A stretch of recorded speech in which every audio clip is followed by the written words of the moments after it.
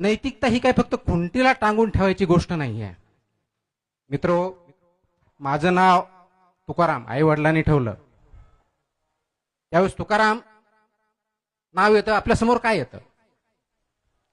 इंद्रायणीच्या काठी तुकाराम महाराजांनी आपले कर्ज खत ज्या इंद्रायणीच्या पाण्यात बुडवले, हा चेहरा आपल्या समोर येतो.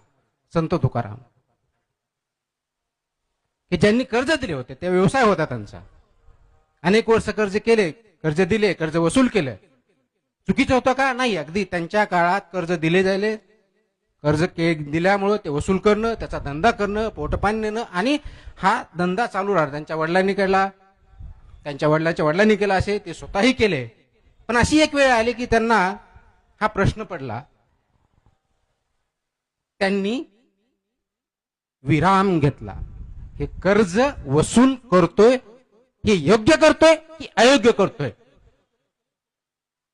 हा प्रश्नावरती विराम घेतला.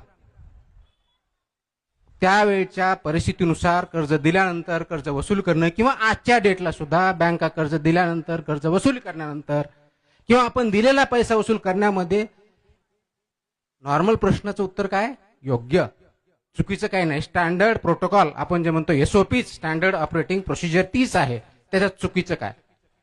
एक्झॅक्टली याच प्रश्नावरती, याच विचारावरती त्यांनी काय केलं? तर स्वतःला पॉज दिला, विराम घेतला, आणि उत्तर त्यांना आलं, आपण जे करतोय कदाचित लिगली बरोबर असेल, नैतिक दृष्ट्या ते अयोग्य आहे.